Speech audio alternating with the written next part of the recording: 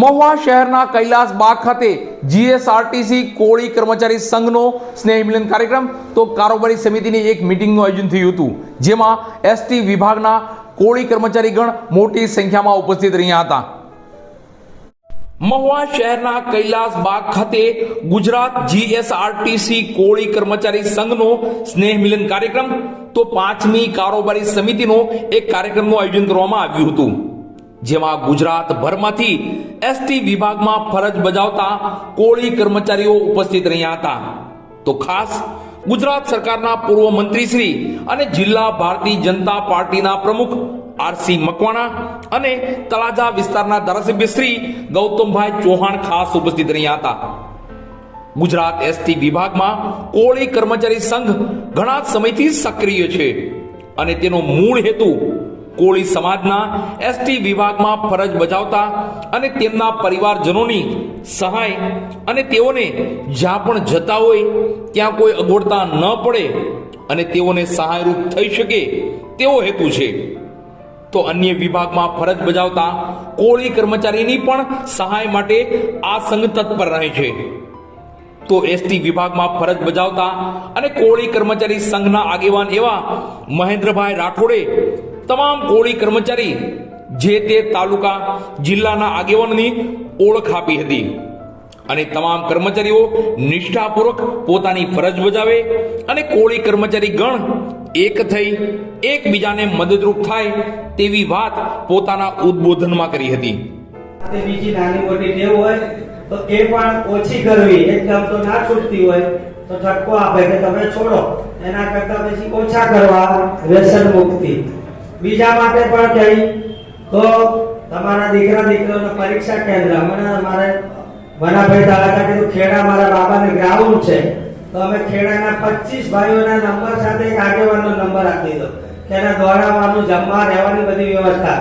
દ્વારકાથી દાહોદ સુધી આપણું સંગઠન તમારી તમામ વ્યવસ્થા કરશે. હાઈવે ઉપર જાઓ, તમને કોઈ તકલીફ હોય, બ્રેકડાઉન હોય, એટેન્ડ કરવા વહેલો ન આવતો હોય તો પણ ગ્રુપમાં મેસેજ કરજો. પછી ગ્રુપમાંથી તરત ઉપાડી જે તે નજીક પડતું હોય એને સૂચના અમે આપી જ દઈએ છીએ. તાત્કાલિક અડધી રાતે પણ વિનુભાઈ ધુમાડિયા ડ્રાઈવર હતા ફોન કરે 1:30 વાગે નડિયાદમાં મારી ફ્યુલ પાઇપ ફાટી છે, આ રિપેર નથી કરતા તો 1:30 વાગે પણ અમે રિપેર કરાવીએ. રાતે જસદણ ચાલો બસ ને એટલે રાતે પણ આવા પણ કામ આપણે 24 કલાક તમારી સેવા માટે કરીશું, કોઈ પણ કામ હોય. ગુજરાત સરકારના પૂર્વ મંત્રી અને જિલ્લા ભારતીય જનતા પાર્ટીના પ્રમુખ એવા આરસી મકવાણાએ સમાજની એકતા એ જ મોટી તાકાત છે અને કોળી સમાજની જય બોલાવી પોતાની વાતની શરૂઆત કરી હતી. વધુમાં તેણે કહ્યું કે સંગઠન આગળ વધવા માટે હોવું જોઈએ, કોઈને નુકસાન કરવા માટે નહીં અને વ્યસન બંધ કરવા જોઈએ. તો ભણતર ઉપર ભાર મૂકતા કહ્યું કે તમારા દીકરા દીકરીને ભણાવજો. ભવિષ્યમાં કોઈ એવું કહેવું જોઈએ કે ફલાણા ભાઈ કંડક્ટર કે ફલાણા ભાઈ ડ્રાઈવરનો દીકરો કલેક્ટર બની ગયો છે. જય કોળી સમાજ.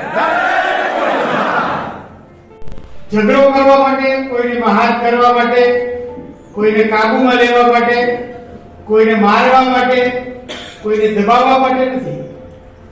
સંગઠન આપણી એક પ્રકારની શક્તિ છે અને એ સાથે મળવાથી આપણું સંગઠન પૂરું થાય છે.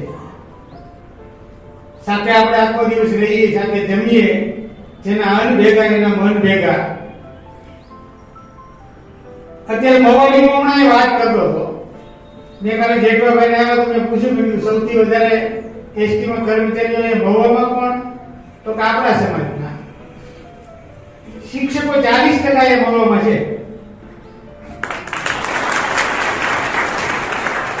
શિક્ષક સંઘના પ્રમુખ એ આપણા સમાજના છે. એની શરાબની મંડળી આવતી હોય તમને ખબર છે, તમારી વિશે એના પ્રમુખ એ આપણા સમાજના છે.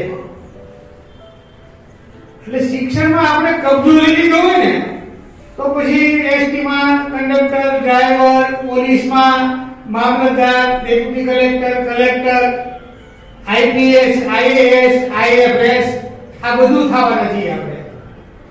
શિક્ષણમાં એકવાર કબજો લેવો જોઈએ. નહીં તો રાજકીય રીતે મારે આગળ વધવું છે. કાંઈ નો ભણ્યા હોય તો એક સમાજને કાંઈ ઉપયોગી થતા નથી, કારણ કે એમની આગળ કોઈ કોટા જ નથી હોતી. અભણ માણસ એ આંધળા સમાન છે. એટલે આપણે માંડ ભણ્યા છીએ, પણ આપણા બાળકોને હવે આપણે પોલીસ કોન્સ્ટેબલમાં, એસટીમાં ડ્રાઈવર તરીકે, કંડક્ટર તરીકે, શિક્ષક તરીકે ત્રીજા વર્ગમાં નથી મોકલવા. આપણે આપણો છોકરો મામલતદાર બને, આપણો છોકરો ડેપ્યુટી કલેક્ટર બને, આપણો છોકરો કલેક્ટર બને, આપણો છોકરો એસપી બને, કમિશનર બને.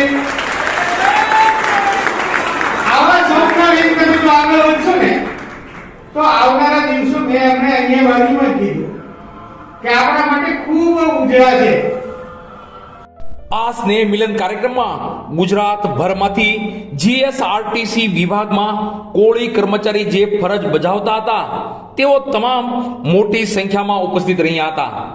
તો તમામ માટે ભોજનની પણ સુંદર વ્યવસ્થા કરવામાં આવી હતી.